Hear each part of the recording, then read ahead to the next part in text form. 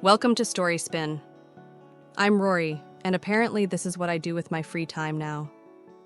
If you've ever wondered how messy people's relationships really get, you're in the right place.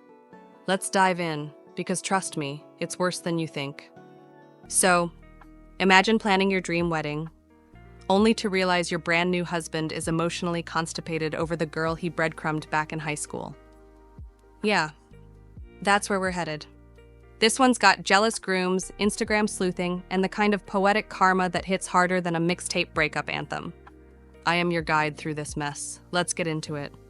This one comes from the True Off My Chest sub. I'm a 25-year-old woman, and I just married my husband, Jim, who's 24, a week ago after dating for 2.5 years. Jim has a friend named Misha, who's 22, and she was invited to the wedding. Jim and Misha have known each other since high school and were close friends. From what Jim and others have told me, Misha had a very obvious crush on him for years. Jim told me this after I met Misha for the first time, and he also admitted that he leaned into her crush and led her on during high school and for a little while afterward, before he and I ever got together. He said he had been struggling with his mental health at the time and really liked the attention. He seemed genuinely guilty about it. He said he always thought Misha was a nice girl and a good friend. Because he was upfront and remorseful, I didn't feel the need to press him or argue, even though I did think it was a crappy thing to do. Plus, Misha herself has never overstepped any boundaries. She's always been kind and respectful toward me, and over time, I started to consider her a friend too. Last year, Misha moved to the city and has been doing really well for herself. She's in a long-term relationship with a guy none of us had met yet. So when it came time to send wedding invitations, I told her she was more than welcome to bring him as her +1. The first red flag? Jim was oddly resistant to the idea of Misha bringing her boyfriend. He claimed he was just worried about our guest count, so I let it go at the time. On our wedding day, Misha arrived wearing a beautiful dress, nothing inappropriate, just elegant, and her boyfriend was with her.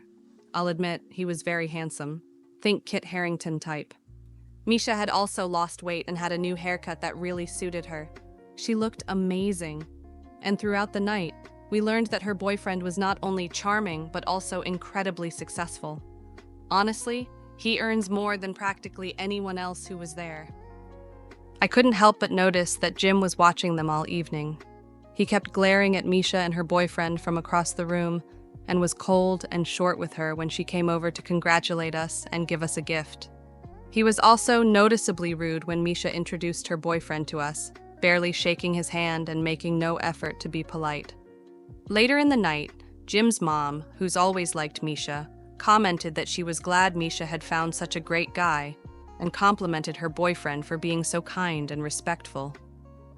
Jim snapped. He said, "At least she won't be desperate and hung up on me for the rest of her life." It was cruel, completely uncalled for.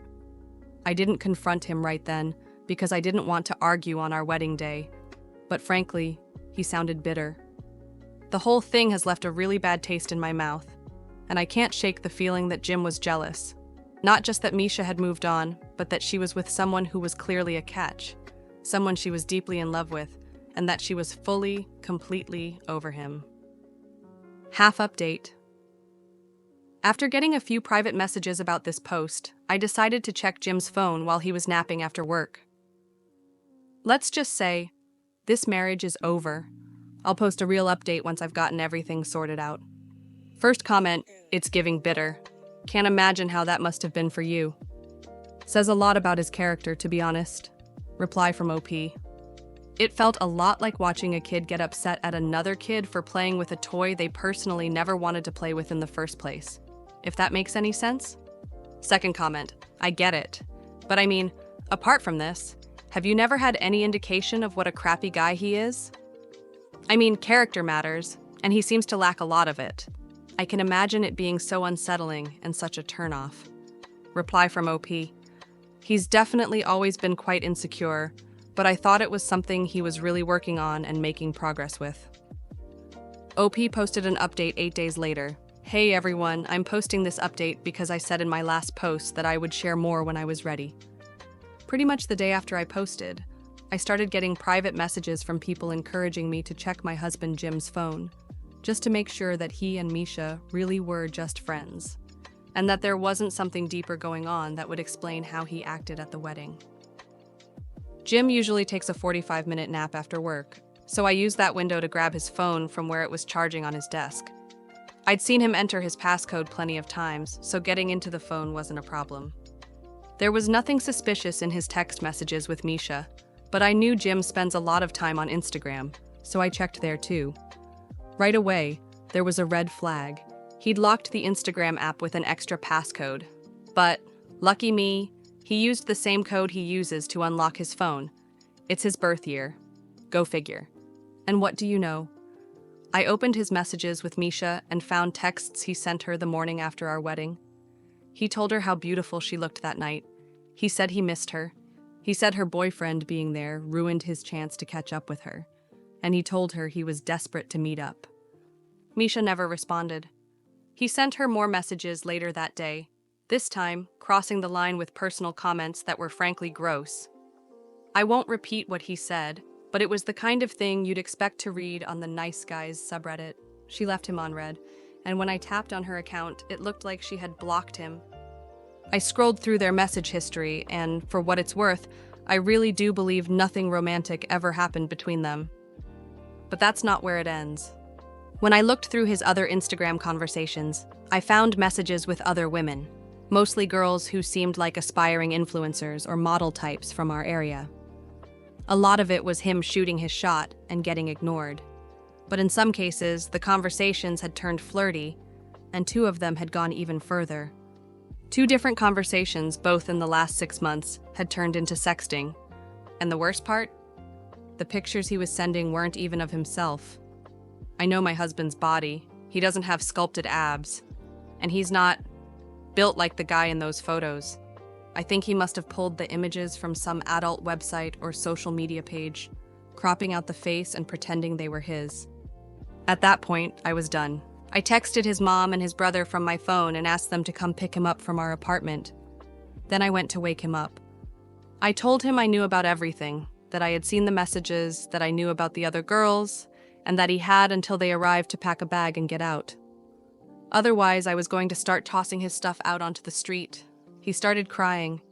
He begged me not to kick him out. He swore it was just messaging, that he would never actually cheat. But I didn't believe him for a second. Then, get this. He had the nerve to ask me not to tell anyone about what he'd done.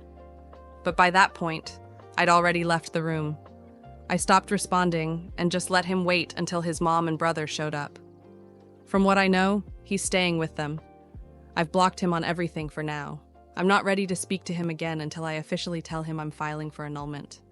Thankfully, where I live, annulments are fairly easy to get if you've been married less than 30 days. I've already looked into it and started the process. I haven't left my apartment this week. I've been calling in sick to work because I can't bring myself to face anyone. I feel humiliated, like I wasted over 2 years of my life on this man, and I married him thinking he was someone he's clearly not. I'm not ready to talk to many people about it yet, but posting here has helped. Thank you all for your support and kindness. Maybe I'll reach out to Misha once the dust has settled, but I think I'll need to work up some courage first. Some of the comments. First comment. Oh God, OP. A million sorries for what you're going through. You should be happy and in the honeymoon phase right now instead of this crap. This is a sucky consolation, but at least you found out now before you had years and children in a marriage with him. Reply from another commenter. I hope OP meets the kind of man Misha was able to snag. She deserves a fantastic partner. I also hope the annulment goes smoothly. You're making the right choice, OP. Second comment thread. Maybe Misha's man has a friend? But yeah, I think OP will find a better man. F that guy. Misha must be thanking her stars what a lucky escape she had. Third comment. Yikes. This is so much cringier than cheating. He's a massive loser. I'm glad you're getting away from him. I'm proud of you for walking away. Final update, 4 months later. Hello everyone. I just wanted to share a final update on my situation, since I still get messages of support on here every week or so, and they've meant the world to me. You'll be glad to hear that I was able to get the annulment. I didn't have to go through a drawn-out or messy divorce with Jim. We came to an agreement. I promised not to tell anyone about his cheating or what happened with Misha, and I would leave him alone for good if he agreed to the annulment and handled it quickly. I kept my end of the bargain. But in the end, it didn't matter. Turns out his brother is quite the gossip. Over Christmas, during a drunken argument, he let the truth slip. And just like that, the cat was out of the bag. A lot of Jim's family were furious. Several relatives asked for their money back from the portion of the wedding fund they had contributed to him. Some of our mutual friends cut contact with him completely. A few others aired everything out on Facebook, and it turned into a bit of a public mess. Watching the back and forth between Jim and those friends was, honestly, interesting. After everything, I stayed in the apartment alone and covered the rent myself until the lease ended in January. Since then, I've moved in with my dad and plan to stay here for a while. I just want to take things slow and take care of myself. In January, I also tried reaching out to Misha. I texted her to see if she'd like to meet up for coffee and talk things through. I never heard back from her directly, but a few days later, I got a call from her number, and it was her boyfriend on the line. He said they were both sorry for everything that had happened to me and hoped I was doing okay. But he also explained that Misha thought it was best to stop any contact. Apparently, the whole ordeal triggered her anxiety and mental health struggles, and she ended up back in therapy.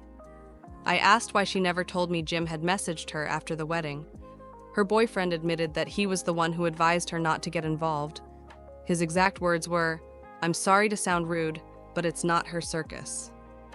I'll admit, I was a little disappointed that she didn't want to talk to me, but I get it. I can't force her to open that door, and I know she's been trying to move on from people she knew in high school, including Jim, for a long time now. As for me, I've started going to therapy too. I want to sort through everything I'm feeling and get back to a place where I actually feel good about myself again, before I even think about dating or starting over. I've also cut ties with anyone who's taken Jim's side in all this. I want a clean break. I don't want him finding a way back into my life, ever. So far, Jim hasn't reached out, but his mom did. Over Christmas, she messaged me asking if there was any chance I might forgive him. Because, in her words, "You two are just meant to be together." I didn't reply, and I've blocked her on just about everything since. Thank you again to everyone who supported me through all of this. Your kind words, encouragement, and solidarity meant more than I can say. I'm honestly not sure I would have had the strength to walk away if I hadn't had hundreds of comments backing me up. Leaving him was hard, but staying would have been worse. Let's dive into some of the top comments. I'm glad you were able to get an annulment, and I'm even happier Jim got publicly humiliated. Glad you're doing okay, though. Good for you. I'm so sorry this all happened, and I'm sure you're still going through a lot emotionally. But this is really the best case scenario unless you could have got your money back for the wedding, too. He deserves everything he got and more. Hopefully he learns a lesson before subjecting any other women to this treatment. I'm also glad to hear you seem to have a good support system. And therapy. Good job. As for Misha, honestly, claps to her boyfriend for setting boundaries. As awkward as that whole situation is, she did nothing wrong, and I appreciate you for being able to recognize she's not at fault. One word, proud. This was a hell of a roller coaster, but I'm glad you're off of it. And that's the story of Jim, the emotionally stunted groom who peaked in high school and thought thirst trapping on Instagram with stolen abs was a personality trait. Our girl? She got the annulment, dodged a lifetime of gaslighting, and leveled up to therapy and clean boundaries. Misha? Thriving. Jim? Blocked. His mom? Also blocked. Sometimes karma shows up late, but she always brings receipts. Thanks for riding this train wreck with me. Don't forget to like, sub, and stick around for more poetic justice from the digital abyss. Catch you in the next one.